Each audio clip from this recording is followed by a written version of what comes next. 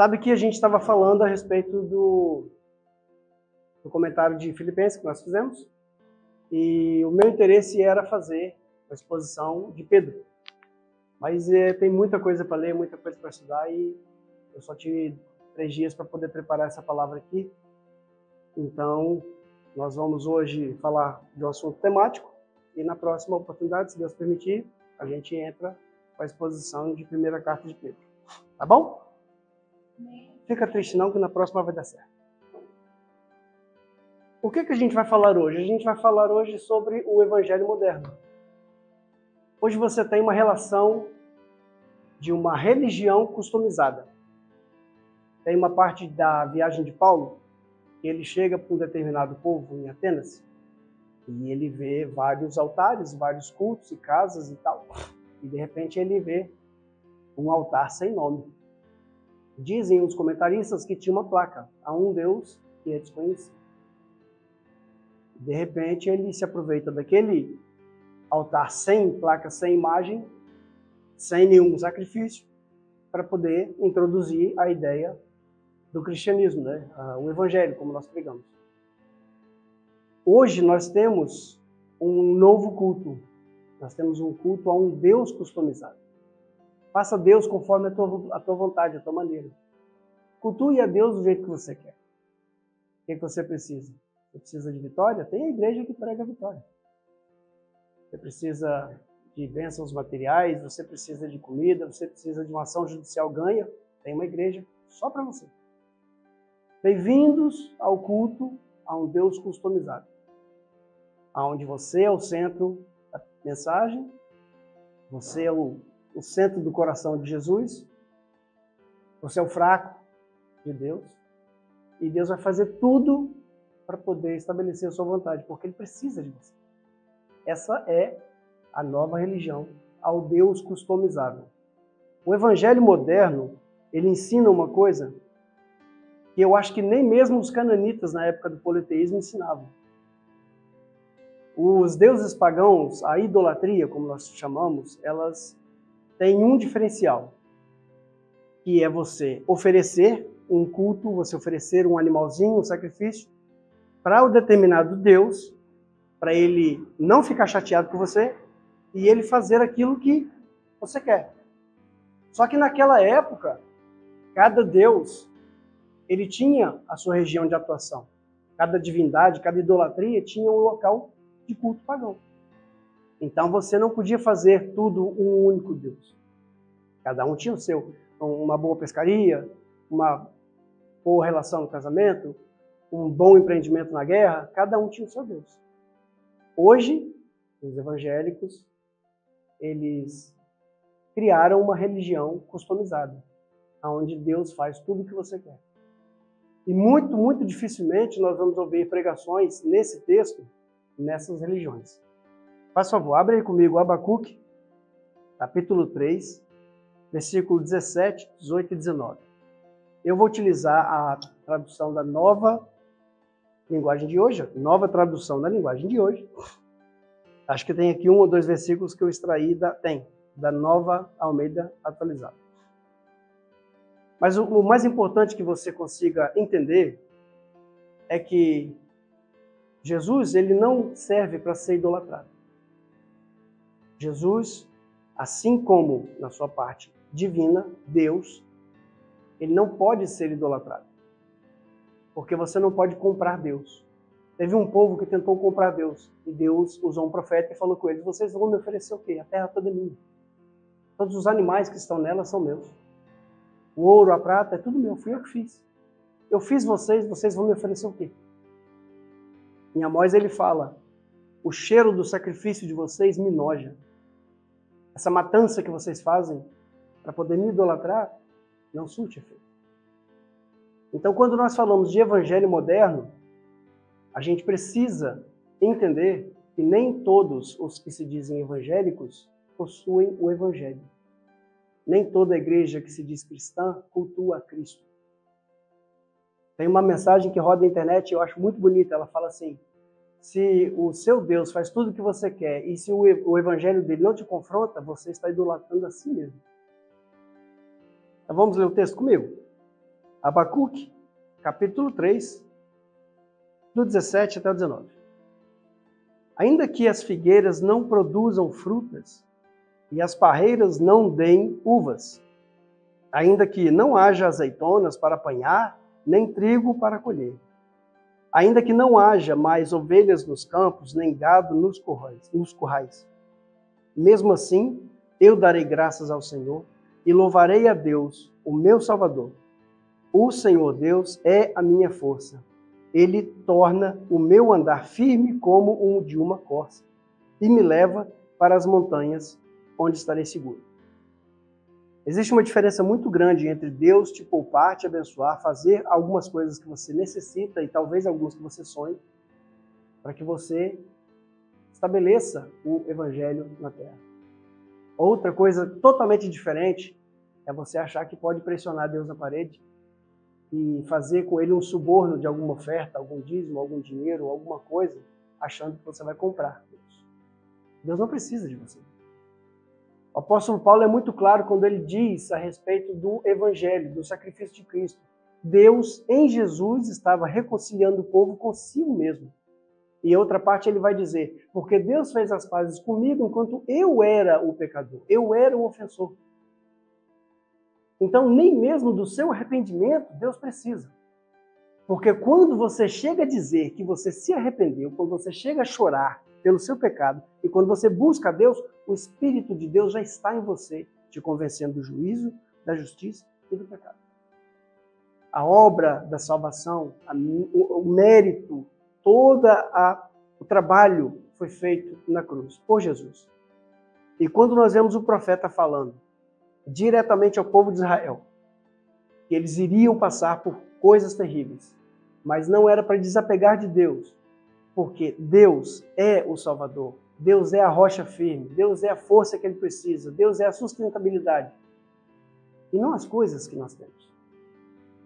Muitas pessoas às vezes procuram, a gente tem, não sei qual que é o vídeo que a gente fez a respeito da busca, da procura por visões e por mitos e por, como é que se fala? Milagres e símbolos e sinais. A palavra é sinais. Por sinais. Porque quando você procura Deus para te dar uma bola, eu gosto desse exemplo, você não quer Deus, você quer a bola.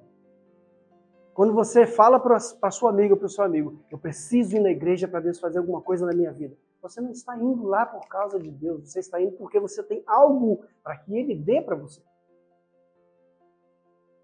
Quando Jesus estava aqui, vivo, fisicamente, enfrentando os seus inimigos, vamos dizer assim, não é inimigo, mas vamos colocar de uma forma... Crente gosta dessas coisas. Ele teve esse tipo de contato com pessoas que queriam usar Deus para alguma coisa.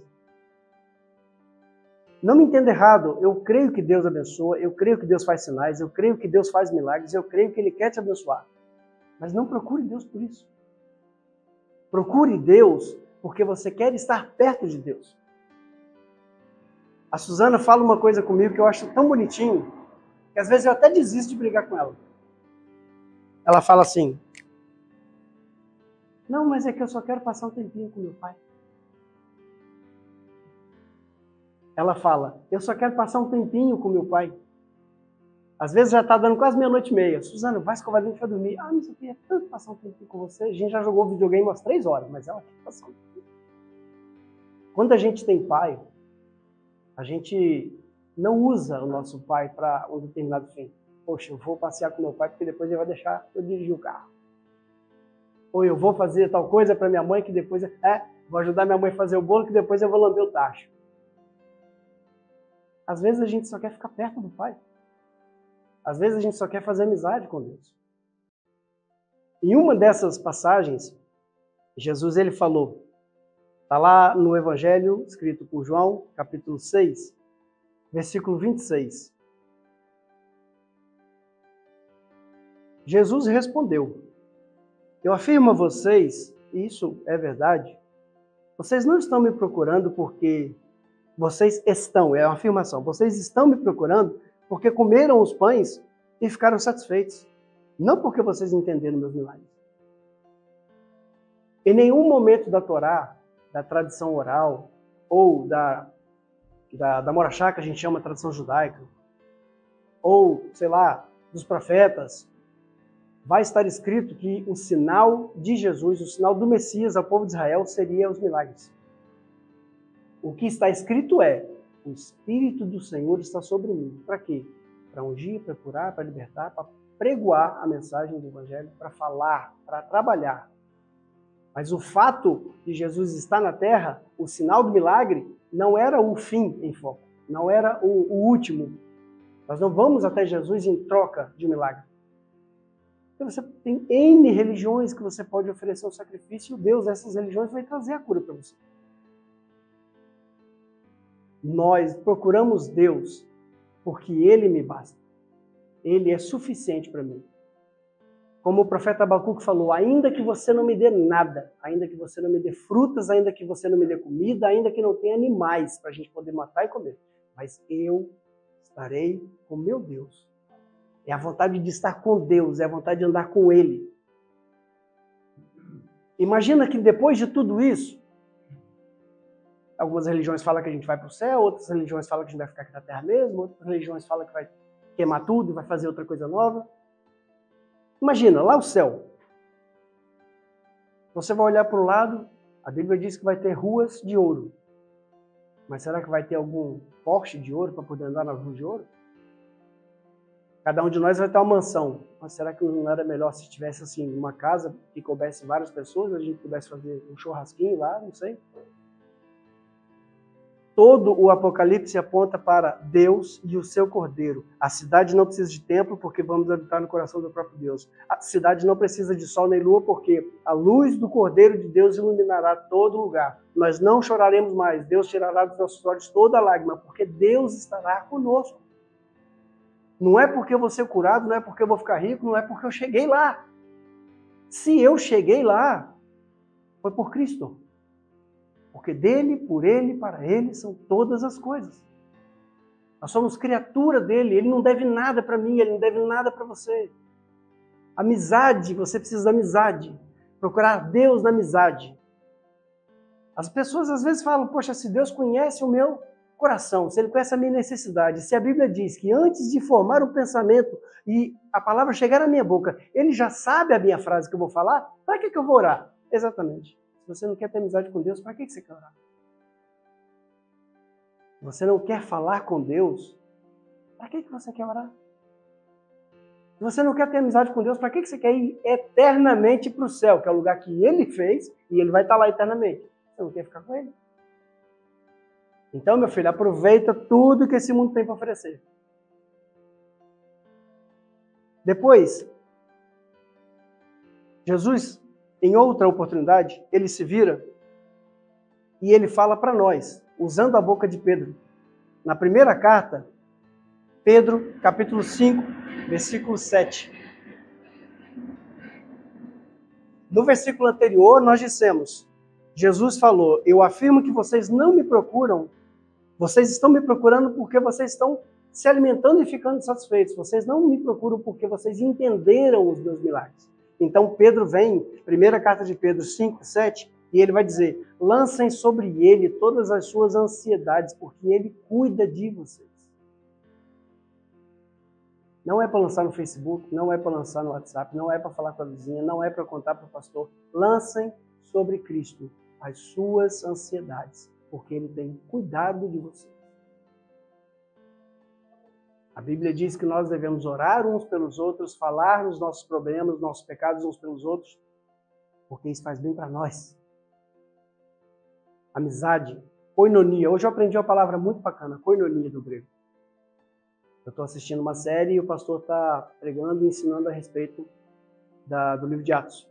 E ele passou naquela parte onde diz que o povo, depois que Jesus subiu e depois da reunião, que todos fizeram, 120 pessoas, eles perseveraram em união, em oração, em comunhão, no partir do pão e nas orações. Mas a comunhão, a koinonia do grego, não é simplesmente você estar junto. Porque talvez a gente está aqui e eu estou pensando lá na minha mãe no Brasil. Às vezes você está aqui comigo, mas você está pensando no síndico que está te pressionando, você está pensando no seu trabalho, no seu patrão, que é gente boa pra caramba, você não está aqui. A koinonia é o tipo de amizade que eu me preocupo com a sua necessidade. Eu não consigo ficar feliz sabendo que você tem uma enfermidade, que você tem uma necessidade, que você não almoçou hoje. Deus é assim. Não adianta você chegar aqui e depositar ali o quanto você quiser na caixinha da oferta. Olha, Deus, estou fazendo a tua obra. E Ele sabe o teu coração. Talvez você está passando dificuldade em casa, não tem o que comer. Talvez nós estamos passando por problemas, estamos fingindo que está tudo bem. O pastor Tito, eu ia te chamar de pastor Tito agora. Já morreu. O pastor Gilson, ele falava uma coisa que eu achava muito engraçada. Lá na época que a gente era crente ainda, ele falava assim, às vezes mais vale a gente falar com Deus, que, ó Deus, eu não quero orar hoje, eu vou dormir porque eu estou cansado, do que a gente fingir que está tudo bem. E falar palavras bonitas, né? Palavras de emoção. Deus não está nem aí para a tua palavra de emoção. Na oração de Mateus 6, ele fala assim, entra no teu quarto, fecha a tua porta e ora a Deus em secreto, porque o teu Pai te vê. Mas se eu estou orando, era melhor que Deus me ouvisse. Não adianta ele ouvir o que você fala, ele vê o teu coração, ele sabe o que se passa na tua mente. Ele te vê. Lancem sobre ele as suas ansiedades, porque ele cuida de vocês. Às vezes a gente ouve, a gente ora, a gente pede a Deus, espera que Deus resolva. E às vezes Deus vai falar simplesmente não. Não vou resolver. Não vou te curar. Não vou te dar. Se Paulo, que é Paulo, um cara que eu admiro bastante, Deus olhou no fuço dele e falou, a minha graça te basta, não vou tirar esse demônio que está aí te atrapalhando. O que o irmão Gil vai falar? Às vezes Deus vai falar não. E às vezes o não dele é muito melhor do que o sim de um amigo que você fala, olha, tá vendo aqui? Eu vou até fazer uma oração pro capeta aqui, porque ele sempre fala sim para mim.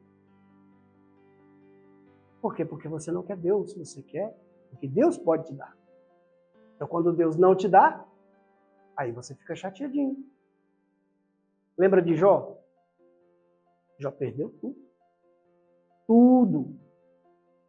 E mesmo assim ele diz, Deus deu e Deus tomou. Bendito seja o nome do Senhor. Quando nós falamos a respeito de pessoas, é muito comum você ir numa igreja e falar assim, poxa, o que tem na tua igreja? O que eu posso fazer lá? Será que Deus vai me ajudar? Eu preciso de um marido, eu preciso de uma esposa, será que Deus vai me dar o que eu quero? Quanto é que paga para entrar na tua igreja? Quanto é que paga para poder ouvir o evangelho? Então, o que tem lá? E às vezes a gente fala, poxa, a gente canta, a gente se abraça, a gente chora, a gente ouve uma palavra. Só assim, o filé mignon da palavra, não é tudo não. A gente pega os versículos, como diz aquele comediante no vídeo. Ah, mas e o que eu ganho em troca por ir na tua igreja? Essa é a questão. A religião moderna, o evangélico do século XXI, ele vem ao culto para receber alguma coisa. Isso aqui é um local onde você vai dar alguma coisa.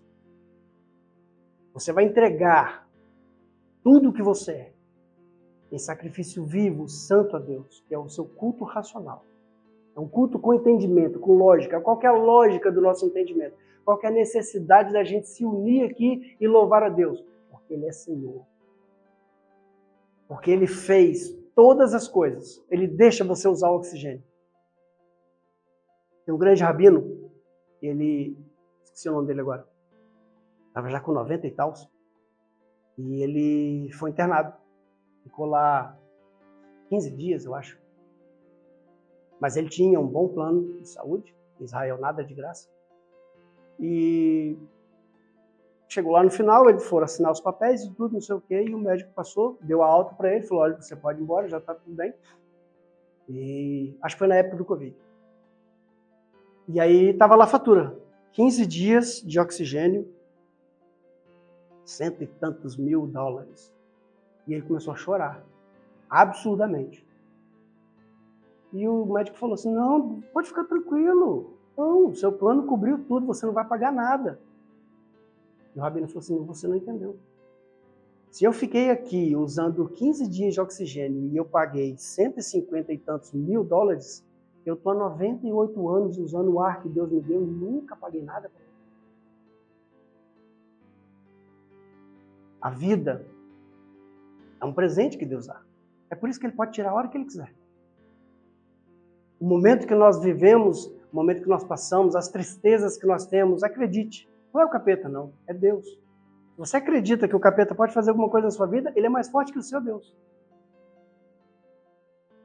Tudo que Deus faz é bom, é perfeito, é santo, é justo.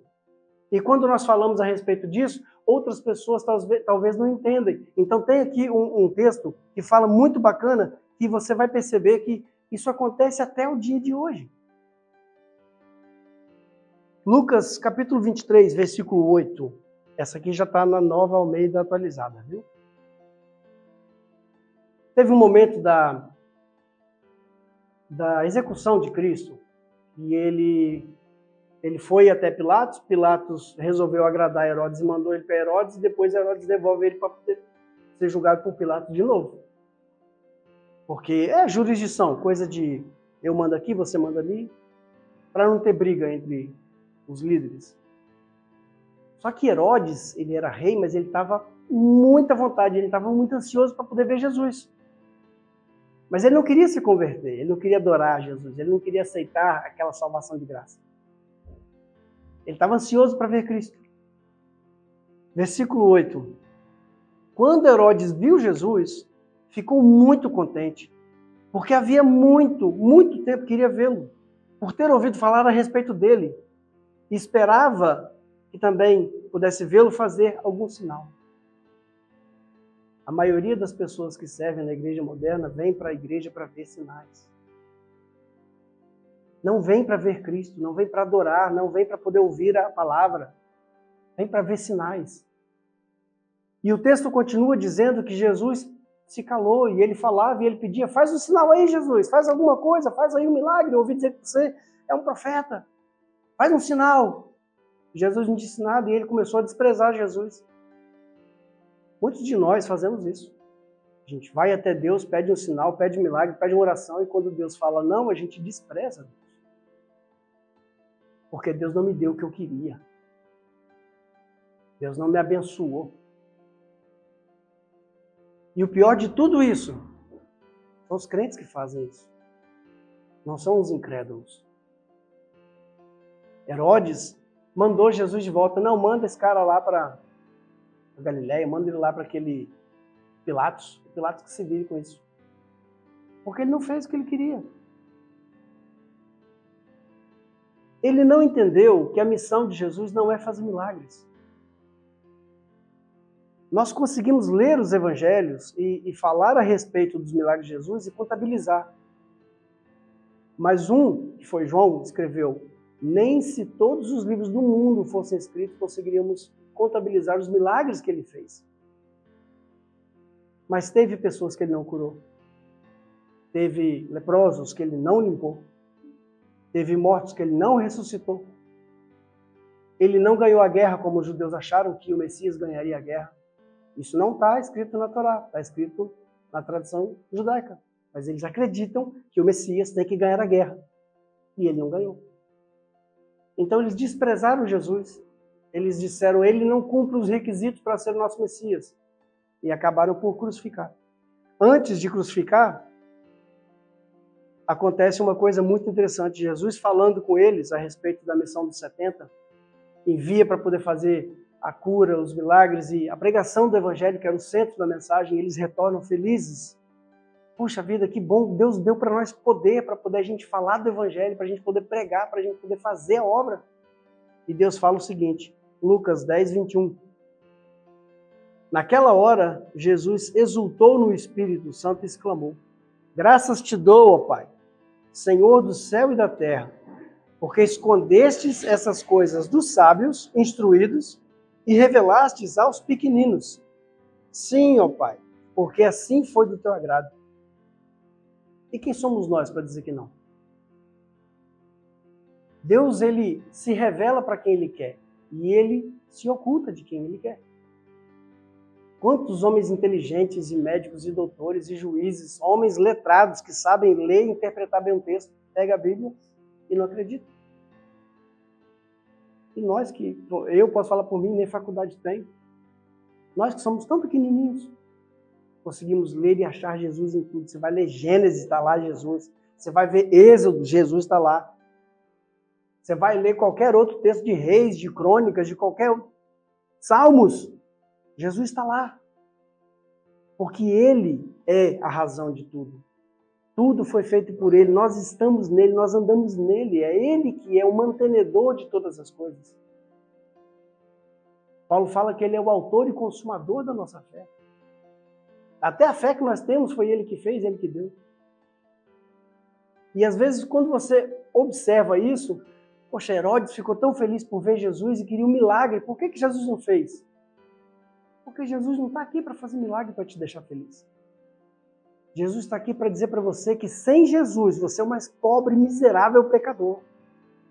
Se você não aceita o Evangelho, se você não vai para os braços do Pai, você vai ser julgado. A palavra fala que a igreja já não está mais julgada. Romanos capítulo 8 diz: aqueles que estão no corpo de Cristo, não há condenação para quem está no corpo de Cristo. E o problema todo permanece, porque qualquer lugar que você vai pregar o Evangelho, não, você só sabe pregar sobre o Evangelho? É. Mas assim, um culto de vitória, um culto mais animado, uma coisa assim, umas 7 sexta-feira, alguma coisa. Por quê?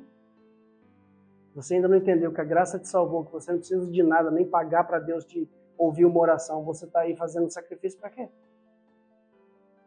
Jesus é suficiente para você. Quando você consegue entender o que o Herodes não entendeu, que Jesus é o suficiente, quando você consegue entender que é melhor chegar perto de Jesus, estar com Ele, sem receber nada em troca, do que você receber tudo o que Deus dá, sem a presença dEle. Lembra do texto que a gente leu mês passado? Êxodo, capítulo 33? Deus fala com o povo, olha, a terra está ali, ó. Tá vendo? Tem lá o rio, depois do rio é a terra. É sua, pega. Mas eu não vou com você. Pode ir lá, é isso que você quer? É a casa que você quer? É o casamento? É a empresa? Você quer ficar rico? É isso que você quer? Eu te dou, realizo o teu desejo. Eu realizo o teu sonho, mas eu não vou com você. Porque a minha santidade vai aniquilar você. Porque você não se deixa transformar. Você é um homem de pescoço duro. Ou a Bíblia dos crentes fala, você é um crente de dura cerviz. Porque nós não queremos Deus, nós queremos o que Ele pode nos dar. Nós não acreditamos na Bíblia, a gente acredita na interpretação que nós fazemos da Bíblia. Depois Jesus fala com os fariseus. Os fariseus estavam fazendo de tudo para poder pegar Jesus no erro, fazer ele errar na lei, chegar e acusar e apedrejar, porque o único motivo que seria permitido por Roma um apedrejamento dentro do templo era se ele profanasse a lei de Moisés. Então, toda vez que eles chegavam perto de Jesus, era para poder fazer com que ele errasse na lei de Moisés e ele fosse apedrejado em público, que aí os romanos não podiam intervir. Era o único motivo de execução que os romanos permitiam acontecer, que era o apedrejamento. Aí eles chegam, os fariseus, lá em Mateus 12, 38. Então, alguns escribas e fariseus disseram a Jesus: Mestre, queremos ver algum sinal, um sinal feito por Senhor. Manda um sinal aí, Jesus. Você é o Messias mesmo. Você nunca ouviu falar assim, um crente chegar para você e falar assim: se Deus é Deus, Ele vai me abençoar. Se Deus é Deus, eu vou conseguir aquele emprego em nome de Jesus. Ainda bota o nome de Jesus ainda. Jesus não quer que você vá para lá. Se Deus é Deus, tem que acontecer um milagre na minha vida hoje. Você acha realmente que Deus vai parar o mundo de girar porque você está duvidando que Ele é Deus? Realmente você acha isso? Que Deus precisa da sua crença para que Ele consiga ter poderes e fazer todas as coisas acontecer? Faz aí, Jesus, um milagre para nós. Você faz um milagre, aí a gente acredita que você é o Messias. A resposta vem de Paulo. 1 Coríntios, capítulo 1, versículo 22, 23 e 24. Porque os judeus pedem sinais, os gregos buscam a sabedoria. Mas nós pregamos o Cristo crucificado. Escândalo para os judeus, loucura para os gentios. mas para os que foram chamados, tanto os judeus como os gregos. Cristo é o poder de Deus e a sabedoria de Deus. Às vezes eu entro em páginas de ateus, de ateísmo, eu me acabo de rir. Eles colocam uns memes muito engraçados. E eu fico olhando assim, rapaz, esse cara realmente acha que Deus se importa com isso? Se Jesus, preso na cruz, na sua condição humana, foi cuspido, foi achincalhado, foi todo maltratado, foi espancado, morreu, e os que passavam ali xingavam, não, você não é o Messias, desce daí, salva-se assim, que nem disse que ia salvar a gente, faça alguma coisa. E por que você acha que hoje ele vai ficar chateado com isso? Aqui fala sobre os judeus e sobre os gregos. Os judeus pedem sinais para comprovar que ele é o Messias. Os gregos buscam a sabedoria. E hoje a gente está buscando o quê? Será que a gente vem para cá com a consciência de que o Criador do Universo está aqui? Será que a gente vem para cá com a real ideia, a real concepção de que o Messias que salvou a humanidade inteira, ele habita dentro do meu coração? Será que a gente entende que não existe mais templos feitos por mãos de homens no qual Deus habita, mas ele prefere habitar dentro de você? A gente consegue adorar a Jesus, adorar a Deus em espírito e em verdade? A religião customizável, o Deus customizado, ele é um Deus que cobra muito. É muito caro você ser crente hoje em dia. Porque tem o dízimo, tem o trízimo, tem a oferta especial, tem o voto, tem a campanha, tem o uniformezinho combinando. E sei lá mais o que tem. Muito caro. Enquanto Jesus, ele só pede o seu coração. Ele só pede o seu coração, ele só quer que você acredite.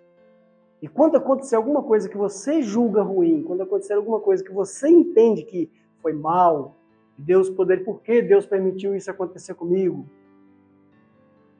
Entenda que a graça que basta. Jesus é suficiente. Existe um motivo que você não vai entender agora. Mas um dia, você sentado em algum lugar, frente a frente com Jesus, ele vai te explicar. E a Bíblia fala que naquele momento você vai ter a mente semelhante à mente de Cristo, um entendimento ampliado, você vai conseguir ver o filme inteiro. Porque o problema todo está no meu mundinho.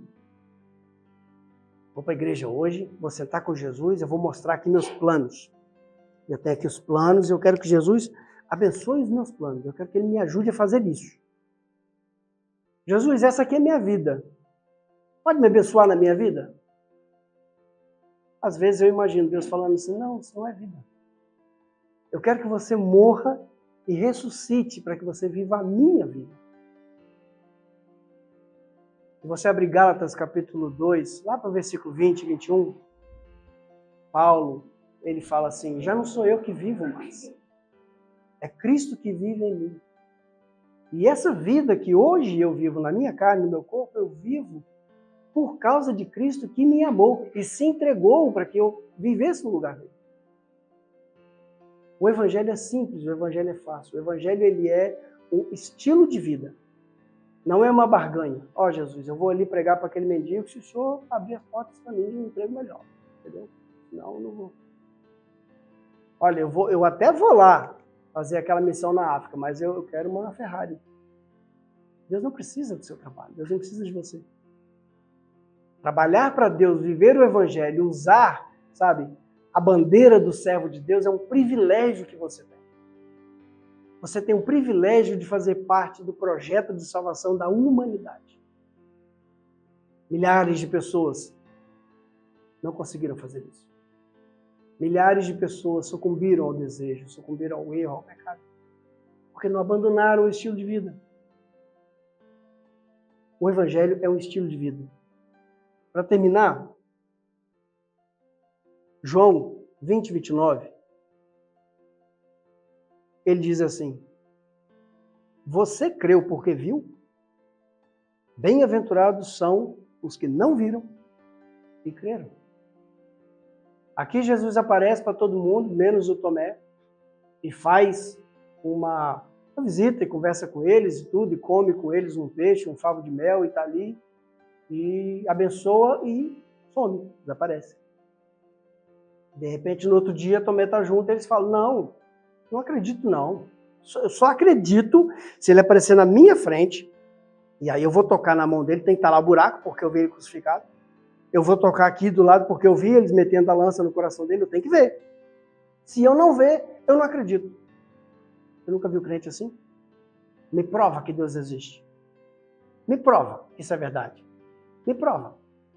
Se eu ver, eu acredito. Não acredita, não. Se Deus aparecesse aqui, eles matariam Deus de novo. Às vezes, nós precisamos simplesmente de ter fé. Segundo a Bíblia, a fé é um fundamento que você tem de algo que você não viu, você não sabe, você não conhece, mas você espera que aconteça. E nós temos a fé no reino de Deus, nós temos a fé que Jesus vai voltar e vai estabelecer um reino milenial sobre essa terra e vai reformar tudo e vai ficar tudo perfeitamente como era o Éden. Uns têm fé que vão para o céu, vai voar que nem anjinho, ótimo, continua tendo assim fé do céu, não tem problema nenhum. Chegar lá, depois você me fala se a gente estava certo ou errado. Mas a redenção do Messias sobre essa terra, o mundo vindouro, como os judeus falam, o nosso céu é viver com Cristo agora. Porque nós não precisamos morrer para poder entrar no reino de Deus. A gente consegue viver o reino de Deus em vida. No partir do pão, nas orações, na comunhão, na nossa amizade. Nós conseguimos sentir Deus agindo através de nós. E é para isso que serve o Evangelho. O Evangelho foi criado para a salvação de almas, salvação de pessoas. Mais nada. Amém? Glória a Deus. Vamos orar? Pai, em nome de Jesus, eu te agradeço. Te agradeço pela tua palavra, te agradeço, Pai, pelo teu Espírito, que nos faz entender o Evangelho. Que nos faz, Senhor, acreditar que nada é melhor do que a sua presença. O Evangelho que nos faz entender que nada é melhor do que estar contigo, Senhor. Como diz Paulo, todas as coisas, os títulos e as posses, tudo isso eu refutei, em troca do sublime conhecimento de Jesus como meu Messias e meu Senhor. E eu quero estar nele, eu quero ser achado nele, não por mérito próprio, mas pelo mérito que vem do sacrifício de Cristo naquela cruz. Eu te agradeço, Pai querido, pelo teu Evangelho. Te agradeço, Pai querido, pela tua palavra, porque nós temos cada dia aprendido mais e cada dia pregado mais e até que o Senhor venha, nós queremos demonstrar o teu Evangelho sobre a face da terra, Senhor. Abençoa, Pai. Abençoa a tua igreja, abençoa, Senhor, os nossos irmãos. Abençoa para que esse Evangelho possa alcançar o coração de todas as pessoas, ó Deus.